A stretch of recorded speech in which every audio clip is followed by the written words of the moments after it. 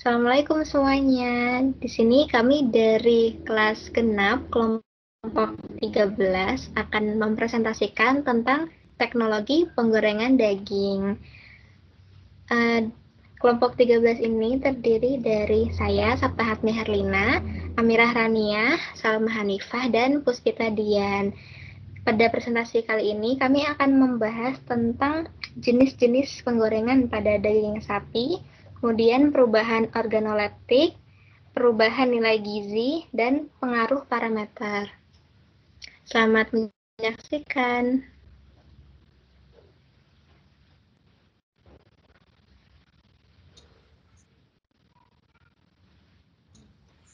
Konsumsi daging sapi di dunia menempati urutan ketiga setelah daging unggas dan daging babi.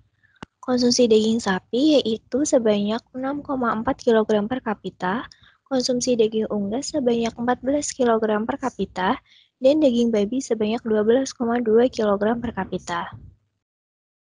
Namun, sejak tahun 2015 terjadi peningkatan konsumsi daging sapi yang disebabkan oleh peningkatan jumlah penduduk dan tingkat pendapatan rumah tangga.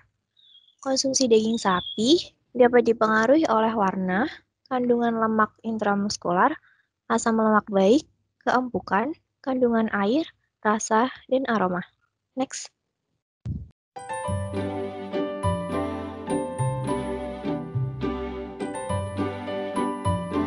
A stew is a combination of ingredients like meats and vegetables, cooked in liquid and served in the resultant gravy. Meat cuts suitable for stewing include beef chuck, lamb shoulder, pork shoulder, and veal shoulder, cut into 1-inch cubes. These are flavorful but tougher cuts of meat that tenderize during the long, moist stewing process. Trim any excess fat if necessary, and rest the meat at room temperature for 30 minutes before cooking.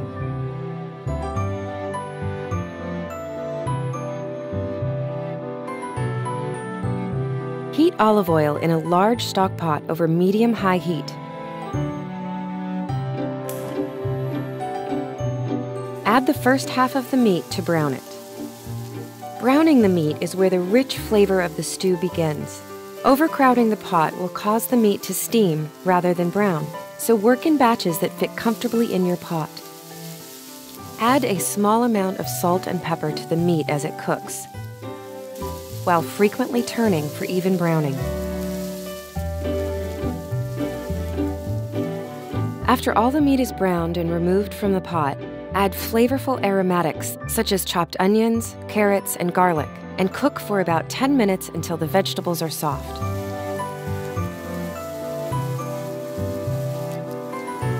Next, add the meat back into the pot along with liquids like wine and broth, and any other ingredients called for in your recipe. Bring it to a simmer and cover the pot. Cook the stew on the stovetop or in the oven as called for in your recipe for about 1.5 hours until the meat is tender.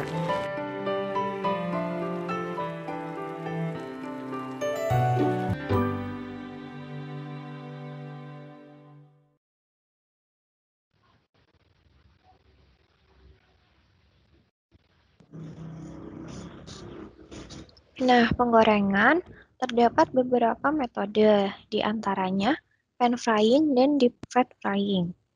Pan frying adalah metode di mana penggorengan bahan dilakukan pada permukaan wajan. Metode ini dapat mengakibatkan hilangnya antioksidan dalam tingkatan sedang di seluruh massa bahan yang digoreng.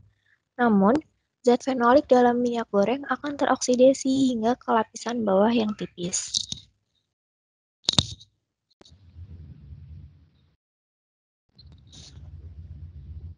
Sedangkan pada metode deep fat frying memiliki oksigen lebih rendah karena lapisan minyak goreng yang tebal sehingga oksigen hanya dapat masuk melalui bagian permukaan minyak goreng dengan udara. Next. Kemudian, perubahan organoleptik yang terjadi saat daging sapi digoreng, yaitu perubahan terhadap warna dan juga tekstur. Pada warna, daging sapi yang digoreng itu akan mengalami perubahan mioglobin. Mioglobin itu adalah Perubahan hemoglobin yang merupakan indikator kematangan daging. Mioglobin itu saat dipanaskan akan mengalami oksimioglobin dan berubah menjadi metmioglobin. Perubahan warna yang terjadi yaitu dari merah agar menjadi merah muda dan kemudian kecoklatan. Pada daging yang lebih tua, pada daging dari hewan sapi yang lebih tua itu akan menghasilkan daging yang lebih coklat daripada daging yang dari hewan muda. Selain itu, penggorengan dengan pH 5,3 hingga 5,7 yaitu pada pH normal akan menghasilkan daging yang memiliki pigmen warna abu-abu. Kemudian, tekstur daging. Daging yang mengalami penggorengan tentunya akan mengalami penguapan kadar air pada daging. Penguapan tersebut menyebabkan daging mengkerut sehingga memiliki tekstur yang keras.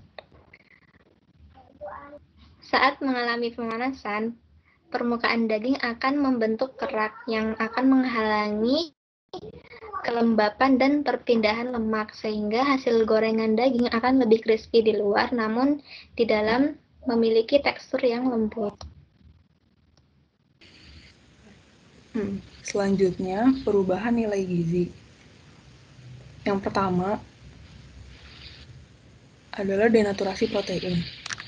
Pada penelitian sebelumnya, dikatakan bahwa perlakuan termal adalah proses terpenting untuk menentukan kualitas akhir produk. Memasak secara signifikan meningkatkan kandungan protein. Selain merusak protein, juga dapat mengurangi kelembapan dan mengurangi isi abu. Denaturasi protein yang diinduksi oleh panas selama penggorengan menyebabkan lebih sedikit air yang terperangkap dalam struktur protein.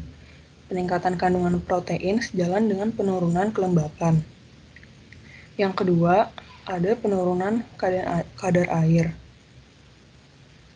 Jadi proses pemasakan menyebabkan uap air dilepaskan dari bahan, lalu menyebabkan kapiler terbuka sehingga menciptakan rongga untuk penetrasi minyak. Dikatakan bahwa penyerapan bahan makanan berhubungan dengan penguapan air dari bahan. Yang ketiga, kerusakan vitamin. Daging merupakan bahan yang kaya akan mikronutrien yang tersedia secara hayati. Pada proses penggorengan, baik menggunakan metode pan frying maupun deep fat frying, menghasilkan produk akhir yang mengalami penurunan kadar air. Banyak dari mikronutrien seperti halnya vitamin B yang larut air akan dikeluarkan oleh uap air pada daging selama pemasakan. Beberapa vitamin B juga sensitif terhadap suhu panas, seperti vitamin B1, B6, dan B12. Sedangkan untuk vitamin B3 dikenal lebih dengan tahan panas. Yang terakhir ada penurunan kadar lemak. Pada penelitian yang dilakukan oleh Clausen dan Ovesen, didapatkan hasil bahwa penggorengan beef stick dengan menggunakan margarin selama 5 menit menyebabkan peningkatan lemak yang sedikit yaitu 0,5%. Sedangkan pada penelitian lainnya ditekankan bahwa komposisi minyak goreng memiliki pengaruh yang lebih besar terhadap kuantitas dan 0,5%. Sedangkan pada penelitian lainnya ditekankan bahwa komposisi minyak goreng memiliki pengaruh yang lebih besar terhadap kuantitas dan komposisi asam lemak pada bahan.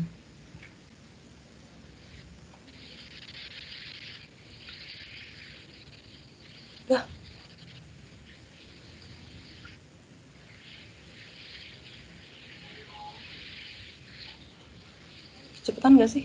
Udah ya? Iya, agak. Selanjutnya, ini udah boleh.